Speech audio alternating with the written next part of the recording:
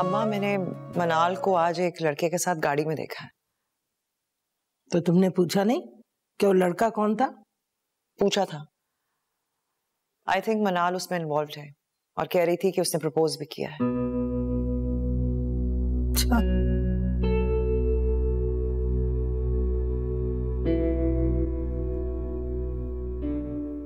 लेकिन भाई लड़का कौन है, क्या करता है, फैमिली कैसी है?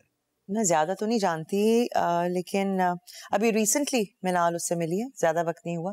हाँ, मारिया उससे मिली है, कह रही थी कि स्मार्ट, गुड लुकिंग है, लगता है कि किसी अच्छे खानदान से है। यानी अभी उसे मिले हुए 2-4 दिन हुए हैं और मिनाल ने फैसला कर लिया उसे शादी का और उसके अच्छे होने का सर्टिफिकेट भी जारी कर दिया। वाह! तभी मैं कहता था कि बच्ची पे नजर रखो, उसे अकेले बाहर जाने मत दो। लेकिन तुम। शाहनवाज, ताबिंदा का इसमें कोई कसूर नहीं है। मैंने मनाल को ड्राइविंग सीखने को कहा, बाहर आने जाने को कहा। देखो, जिस सोसाइटी में हम मूव करते हैं ना, वहां पे लड़कियों पे इतनी पाबंदी नहीं लगाई जा सकती। और लव मैरिज का तो फैशन सा हो गया। ठीक कह रहे हैं, आजकल तो ये आम सी बात है। अब शाहज़िन ने अपनी पसंद की शादी की है तो मनाल भी उसी के नक्शे कदम पे चलेगी। लेकिन लड़का है कौन, उसकी फैमिली कैसी है? मैं ज्यादा नहीं जानती, बस 20-25 साल पहले उसके पेरेंट्स का एक कार एक्सीडेंट में इंतकाल हो गया था। बिजनेस भी ठीक ठाक था, अकलौता बेटा है। आपने शाह मोटर्स का नाम सुना है? अरे अच्छा, शाह मोटर्स जो गाड़ियां बाहर से इंपोर्ट करते हैं, वही।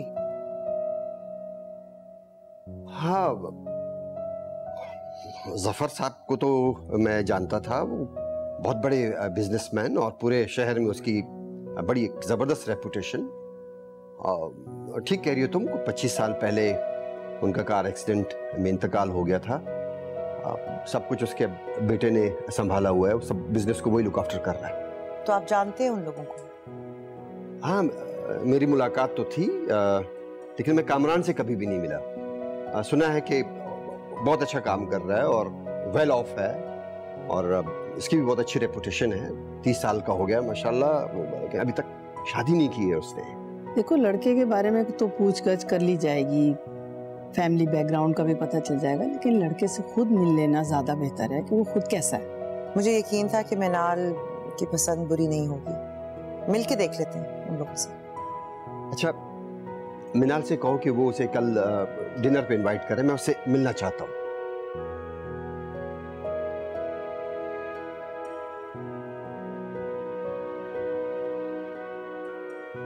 मनाल बेटा, तुमने ये 2-4 मुलाकातों में कैसे सोच लिया कि वो तुम्हारा लाइफ पार्टनर बन जाएगा? है वो एक मुलाकात में भी तो पता चल सकता है ना। और मैं कोई छोटी बच्ची हूँ क्या? मैं यूनिवर्सिटी जाती हूँ, रोजाना अलग अलग लोगों से मिलती हूँ और कामरान में कोई कमी नहीं है सिवाय इसके कि उसका कोई नहीं है, नो पेरेंट्स। लेकिन बेटा, फिर भी कुछ तो फैसला सोच समझ के किया जाए या बगैर सोचे किया जाए, होता तो वही है जो मुकद्दर में लिखा होता है ना। अब आप मेरे लिए इन्वेस्टिगेट करवा के कोई लड़का भी ढूंढ लें, लेकिन उसकी क्या गारंटी है कि वो मुझे खुश रखेगा? शादी में तो रिस्क लेना पड़ता है ना, क्योंकि इसकी कोई गारंटी नहीं होती। बेटा, इतना ओवर कॉन्फिडेंस होना अच्छा नहीं होता। ताबिंदा, तुम ही से समझाओ जरा। क्या समझाऊं मैं इसको? इतनी बड़ी हो गई है, अपने फैसले खुद कर सकती है। आई एम श्योर इसने जिसको भी पसंद किया होगा ना, अच्छा लड़का होगा। समझदार है ये, आप फिक्र ना करें। देखा, आप खामखाई टेंशन लेती हैं, ये मुझे अभी भी छोटा समझती हैं। इनके लिए तो तुम हमेशा छोटी रहोगी ना, और मेरे लिए भी। मुझे तो बड़ी फिक्र लगी रहती है इसकी। सुनो, बस बस बस टेंशन लेना बस बंद करें। शुक्र है मॉम, इस चूया को भी कोई लड़का पसंद आ गया, वरना 50 प्रपोजल्स आ गए थे। लेकिन हर बार कोई ना कोई एतराज होता था। लड़के की हाइट छोटी है, ओवरवेट है, महंगा है, पता नहीं क्या क्या। कोई नहीं भाई, you're just over exaggerating. Really? नहीं भाई, 50 नहीं 100 के करीब आए थे प्रपोजल्स। मैडम को कोई पसंद ही नहीं आता। अब देखते हैं किस नमूने को पसंद किया है। मॉम, नमूना ना कहें। एंड भाई, डोंट बी जेलस। कोई मैंने मामूली सा लड़का पसंद नहीं किया, जब आप देखेंगे ना तो देखते रह जाएंगे। मॉम, मैं तो कहता हूँ अच्छा मौका है, जल्दी से उस लड़के को बुलवाएं, बात तय करें और इसको चलता करें यहाँ से। मैं जानती हूँ आप चाहते कि मैं इस घर से जल्द चली जाऊँ। जल्द से जल्द नहीं, मैं तो चाहता हूँ कि तुम आज ही इस घर से चली जाओ। मैं आपकी इकलौती बहन हूँ और आप चाहते मैं चली जाऊँ इस घर से? हाँ ना, अब मजाक कर रहा हूँ, I'm just kidding। तुम इतना सीरियस क्यों ले लेती हो? देखो टेक्निकल सी बात है, इसको समझना पड़ेगा। तुम यहाँ से जाओगी तो मॉम और डैड की सारी अटेंशन मेरे पे आ जाएगी, मेरी इंपॉर्टेंस बढ़ जाएगी बाबा। वैसे इस घर के लाडले आप अब भी हैं, सारी इंपॉर्टेंस मॉम आप ही को देती है। नहीं, पेरेंट्स के लिए सब बराबर है। देखा मॉम, मैंने कहा था ना आपसे, जलती है ये मुझसे। कोई नहीं, मैं और आपसे जलूंगी, हो ही नहीं सकता, मिस कर देंगे आप ये शॉट। देखा इसकी नजर कितनी बुरी है। सर इसके अलावा भी हमारे पास स्पोर्ट्स कार की वैरायटी मौजूद है। पिछले दिनों हमने जर्मनी से इंपोर्ट की है, सब ब्रांड न्यू मॉडल हैं। अगर आप कहें तो आपको इनकी भी विजिट करवा देते हैं। जी सर। जी सर आपको शाह साहब बुलाओ। उनसे कहो मैं आ रहा हूँ। जी सर, मैं आपका वेट करूँगा। Thank you so much.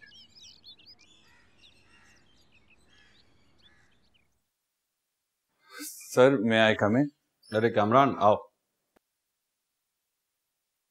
Sir आपने मुझे बुलाया? कुछ कंप्लेंट्स थी कस्टमर्स की। कंप्लेंट्स? सर मैं समझा नहीं, कैसी कंप्लेंट्स?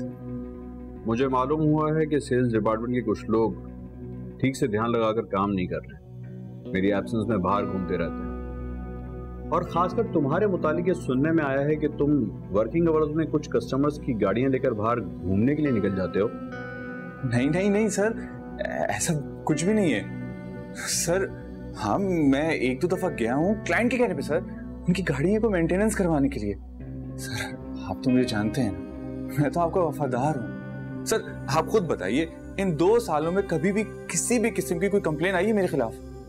नहीं ना सर। इसीलिए मैं जापान के विजिट से पहले ही सोच रहा था कि अपने तमाम काम तुम्हारे हैंडओवर कर दूं, लेकिन तुम्हारी कंप्लेन सुनने के बाद मैं सोच रहा हूं कि अरे नहीं सर, आप बेफिक्र होके जाइए, आपका सारा बिजनेस मैं संभाल लूंगा, बल्कि आपके घर को और फार्म हाउस को भी लुक आफ्टर कर लूंगा। अच्छा ठीक है, तुम ऐसा करो, मेरे एक लट्टन वाले अपार्टमेंट की और फार्म हाउस की चाबियां अपने पास रख लेना, और मेरी गैर मौजूदगी में वहां पर विजिट करते रहना। और हाँ, मैंने तमाम मुलाजमों को 1 माह की छुट्टी पर भेज दिया है। जी सर बिल्कुल।